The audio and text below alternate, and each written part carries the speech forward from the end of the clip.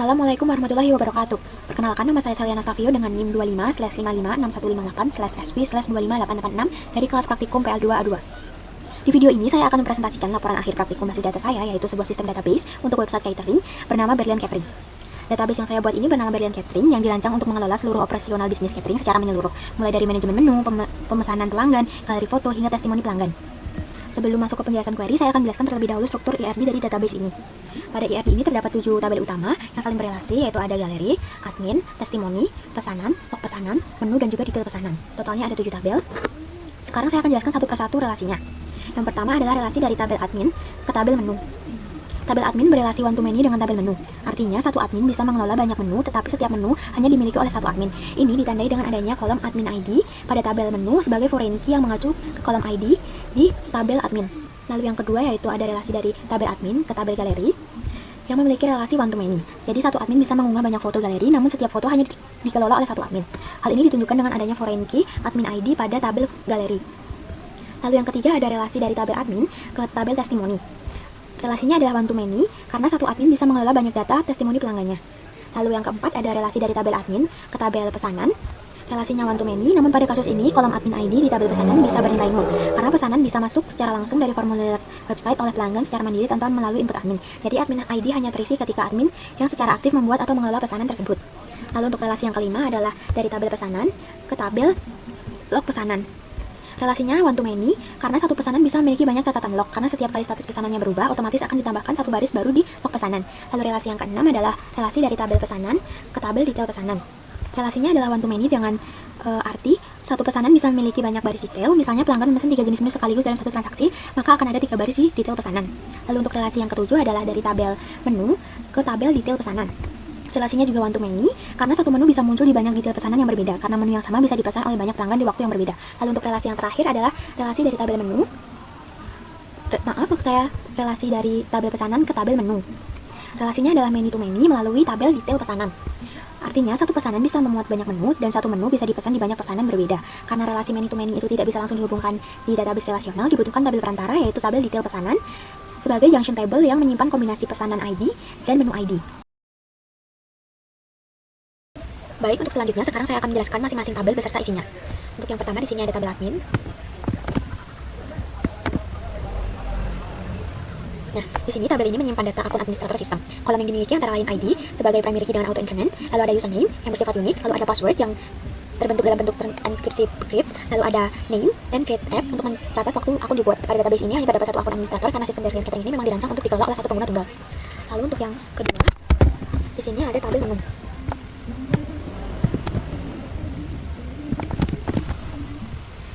Tabel menu ini berfungsi sebagai katalog seluruh produk yang ditawarkan. Kolomnya meliputi ID, lalu ada nama, ada kategori yang bertipe enum dengan pilihan nasi box, tumpeng, prasmanan, dan juga harian. Lalu di sini ada deskripsi, harga, gambar yang berupa URL atau file foto, lalu ada status yaitu aktif atau non-aktif untuk mengatur ketersediaan tanpa menghapus data, serta ada kolom create add dan juga admin ID. Data menu yang tersimpan seluruhnya berstatus aktif dan dikelola oleh satu admin dengan admin ID bernilai 1.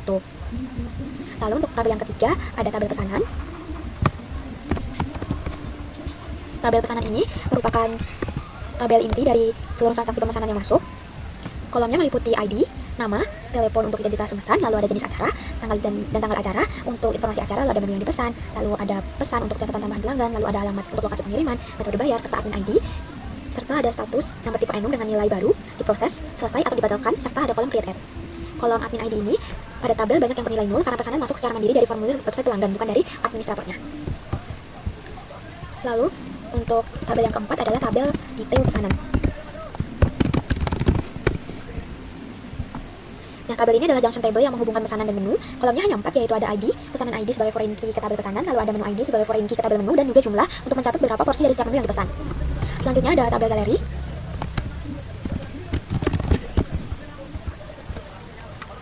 Tabel galeri ini berfungsi untuk menyimpan data foto yang ditampilkan pada halaman galeri website. Kolomnya meliputi ID, lalu ada judul, lalu ada gambar berupa URL foto atau bisa juga diisi dengan file foto, lalu ada urutan yang bertipe integer untuk mengatur posisi tampil foto secara manual, lalu ada status, tampil atau disembunyikan untuk mengatur visibilitas, serta ada kolom create add dan admin ID. Selanjutnya ada tabel testimoni. Nah, tabel testimoni ini menyimpan data ulasan pelanggan. Kolomnya meliputi ID, lalu ada nama pemberi ulasan, lalu ada jabatan atau instansi, lalu ada isi testimoninya seperti apa, lalu ada kolom bintang dengan nilai 1 sampai 5, lalu ada status yang berisi tampil atau disembunyikan, serta ada kolom create ad dan juga admin ID. Lalu untuk tabel yang terakhir adalah tabel log pesanan.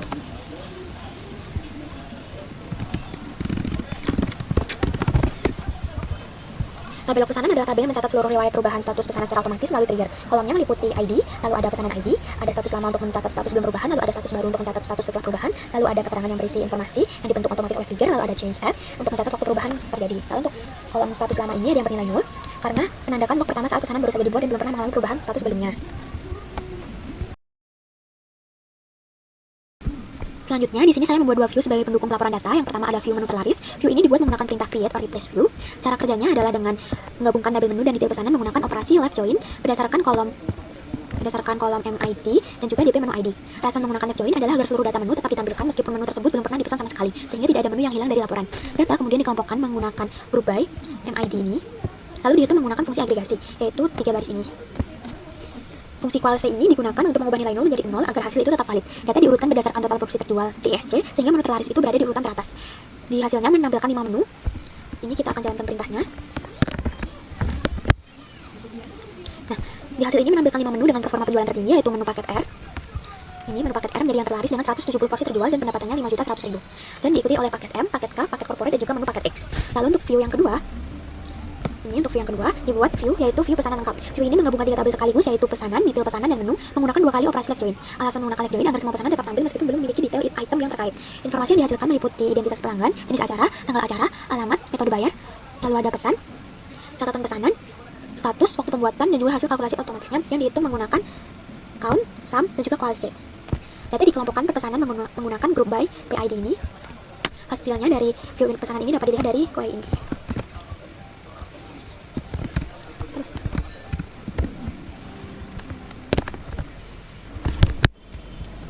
Nah, hasil dari query itu tadi menampilkan 5 pesanan terlaris beserta kalkulasi otomatis total harganya.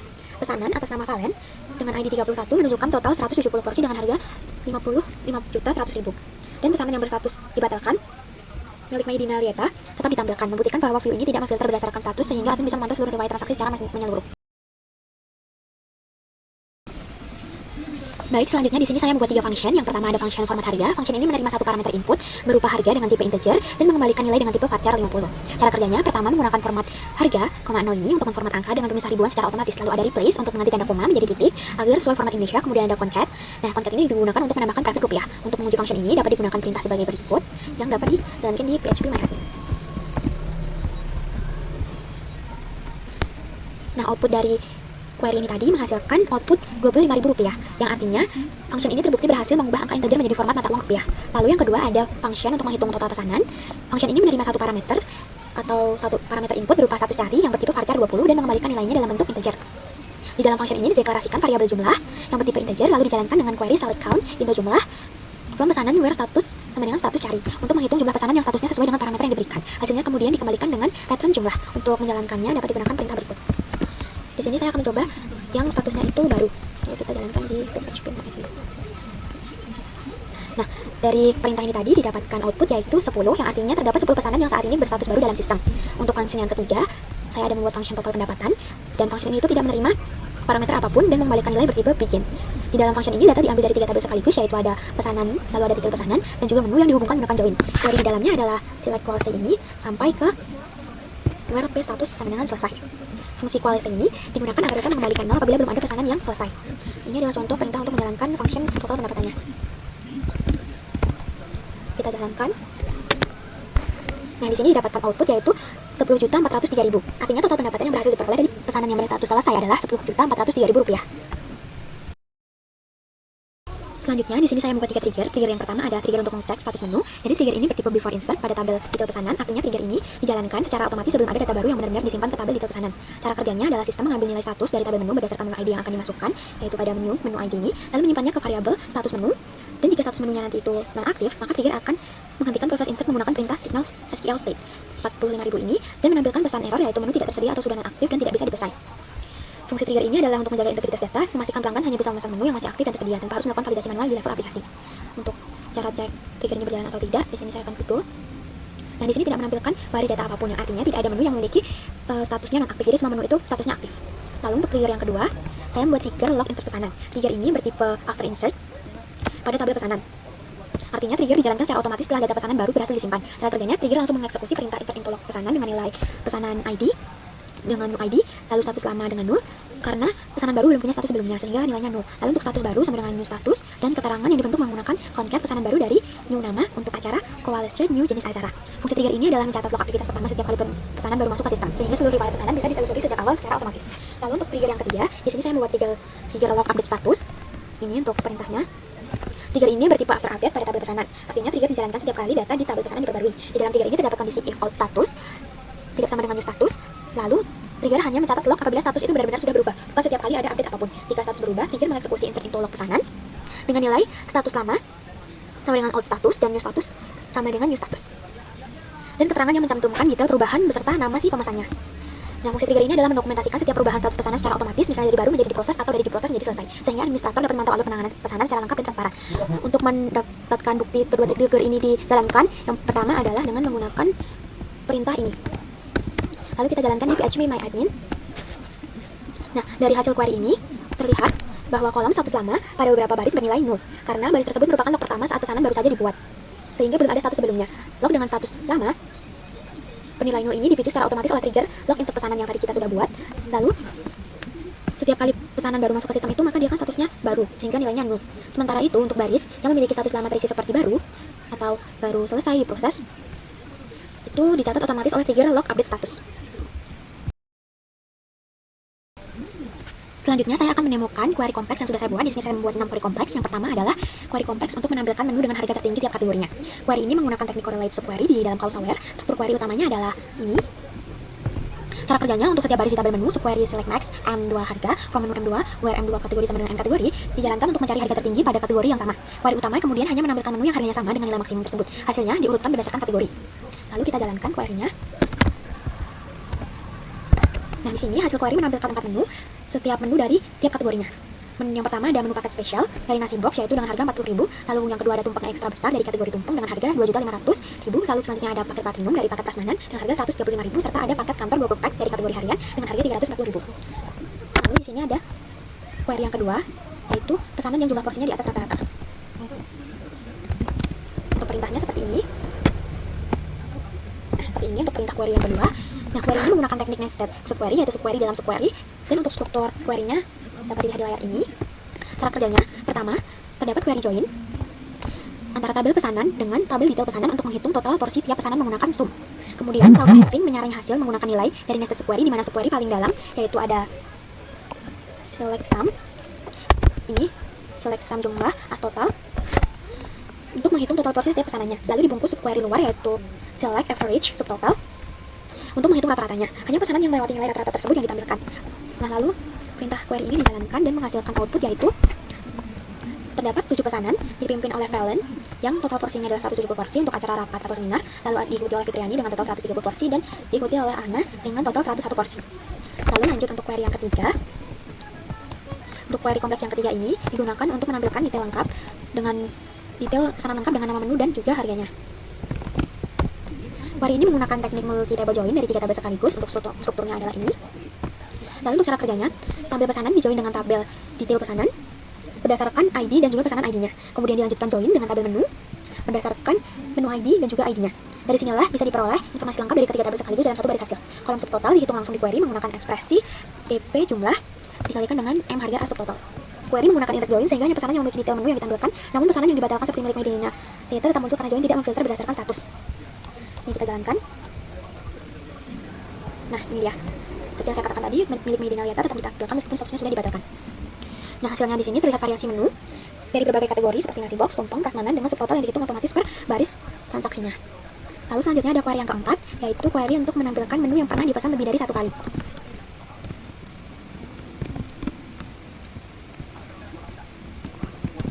Ini kita akan jelaskan. Nah, query ini menggunakan teknik join dengan group by dan have link untuk menyaring datanya. Untuk struktur query-nya seperti ini. Cara kerjanya adalah tabel menu itu dijoin dengan tabel detail pesanan berdasarkan MID dan DP menu ID-nya, yaitu ini. Untuk menghubungkan data menu dengan riwayat pemesanannya, data dikelompokkan ke menu menggunakan group by lalu di count dengan DP ID-nya untuk menghitung berapa kali menu tersebut muncul di tabel detail pesanan. Kalau usah having count DP ID ini, baris ini, menyaring hanya menu yang dipesan lebih dari 1 kali, dan hasilnya akan diurutkan berdasarkan frekuensi yang terbanyak. Lalu kita jalankan. Hasil query ini menampilkan 3 menu, yaitu menu paket corporate dipesan sebanyak 3 kali dengan total 80 porsi. Selanjutnya disusul oleh menu paket X dari kategori nasi box dipesan 2 kali dengan total porsi 80, dan selanjutnya ada tumpeng ulang tahun dari kategori tumpeng dipesan 2 kali dengan total 2 porsi.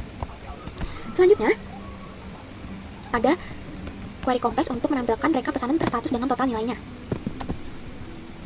Query ini menggunakan multi table join dengan banyak fungsi, yaitu fungsi agregat sekaligus dan pengurutan custom menggunakan field.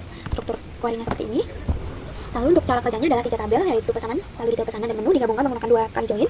Lalu data kemudian dikelompokkan berdasarkan kolom status menggunakan group by pay.status. Dari sini dihitung beberapa statistik sekaligus, yaitu yang pertama ada count, lalu ini count, lalu ada count ini untuk jumlah pesanan unik agar tidak terhitung duplikat karena join. Lalu ada sum untuk total porsi, lalu ada sum yang berikutnya untuk total nilai transaksi, lalu ada min dan juga max. Untuk min ini untuk mengetahui min dan max ini digunakan untuk mengetahui rentang nilai transaksi per statusnya.